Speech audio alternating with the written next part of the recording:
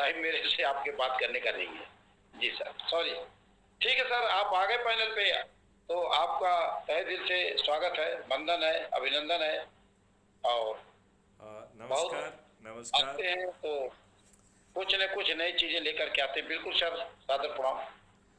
देखिए, आज मेरी डॉक्टर नीरज कुमार से चर्चा हुई और वो जुड़ भी गए हैं। हमारे एक बताइए। पुराने जो है इंस्पेक्टर, जो मेरे साथ सब इंस्पेक्टर था, उससे बहुत अंतरंग चर्चा हुई। और लोग बाग धीरे धीरे समझ रहे हैं। मेरा आप लोगों से अनुरोध ये है, जो कि नरेंद्र सिंह जी ने भी अभी कहा है, कि हम विद्वानों पर एनर्जी खर्च ना करें।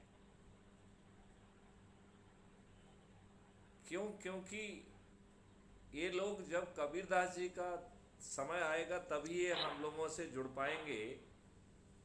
क्योंकि कबीरदास जी इनके बारे में कह के गए हैं कि लाली मेरे लाल की जित देखो तित लाल, लाली देखन मैं गई तो मैं भी हो गई लाल।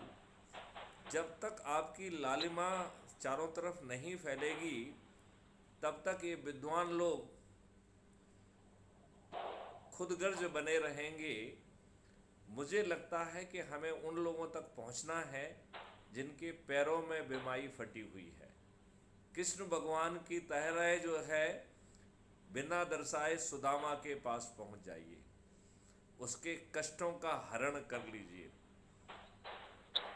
लोगों के साथ बहुत अत्याचार हो रहा है। जैसे ही वो आपसे जुड़ जाएंगे, 5 दिन में आप 100 करोड़ हो जाएंगे। फिर सत्ता में बैठे हुए लोग, प्रशासन में बैठे हुए लोग आपके प्रति अन्याय नहीं कर पाएंगे। ये मेरी गारंटी है।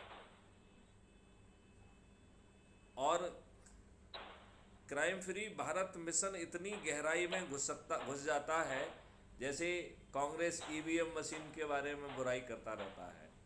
अभी जो अपराध मुक्त भारत के जो सामान्य सदस्य की, जो शपथकृत सदस्य की जो शपथ है, उसने जो है ईवीएम की मशीन में किसी भी तरीके की गड़बड़ी होने पर उसे पकड़कर और सारगर्भित कार्रवाई कराने का एक तरीका निकाल लिया है।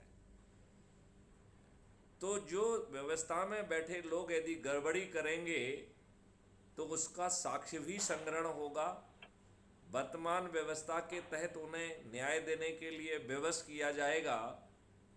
और सत्ता परिवर्तन तो होना तय है, क्योंकि ये सत्ता परिवर्तन नहीं है, महायुग परिवर्तन है। तो ये महायुग परिवर्तन किसी व्यक्ति विशेष के कारण नहीं होता है, यह तो ईश्वरीय शक्ति के तहत ही होता है। तो अब ईश्वरीय शक्तियों का वो समय आ गया है जिसके तहत ये परिवर्तन होना ही है। जय बाबा गुरुदेव ने जो युग परिवर्तन की भविष्यवाणी की है, ऐसा युग परिवर्तन होगा जो किसी के सोच और चिंतन का विषय नहीं होगा। इतना बड़ा परिवर्तन होगा और इतनी आसानी से होगा कि लोग बाग गड़बड़ी करने की बात सोच नहीं सकेंगे। इतना बड़ा परिवर्तन होगा कि धोखे से आपसे अपराध घटित हो जाएगा, तो थाने में रिपोर्ट होने के पहले आप जाके थाने में सरेंडर कर देंगे, क्योंकि आप उस चीज को झेल नहीं पाएंगे। ऐसा होगा महापरिवर्तन। और ये परिवर्तन ताज भी आपके सिर पर रख रहा है। आपको किसी के सामने हाथ भी नहीं फैलाना पड़ रहा है। और सभी राजनीतिक पार्टी के सभी राजनेता पराजित हो जाएंगे। और मेरा तो कहना है कि यदि हम सिर्फ अपने सदस्यी संकल्प का ठीक ढंग से पालन करें और जिन लोगों को हम जोड़ रहे हैं उनको भी मोटिवेट करते रहें, जिससे वो अपने सदस्यी संकल्प को पालन करें, तो मैं आपको आश्वस्त करता हूं कि मतदान के पहले ये राजनेता अपनी हार स्वीकार कर लेंगे। उनका ये नैतिक साहस खत्म हो जाएगा। वो आम सभा लेने से कतराएंगे। उन्हें ये बात समझ में आ जाएगी कि पेपर में जो आभा मंडल बना रहे हैं और जो पैसे खर्च करके भीड़ इकट्ठी करने वाले हैं वो नहीं चलेगी। उन्हें ये भी समझ में आ जाएगा कि अब जो कत्ल की रात में जो पैसा खर्च करके दारू बांटकर, साड़ी बांटकर, जब जो है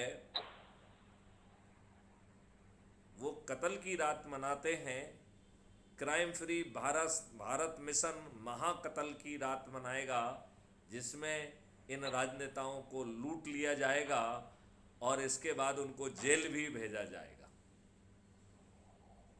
शायद अब राजनेता कत्ल की रात करने से कतराएंगे।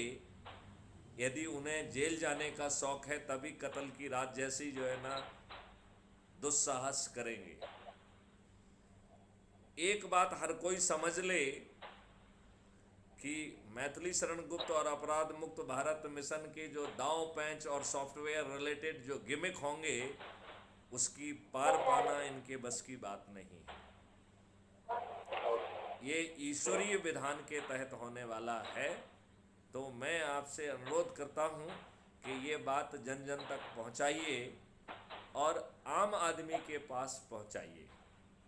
अभी मैं अगले चरण में आपसे चर्चा करूँगा कि हमारी रणनीति क्या होने वाली है।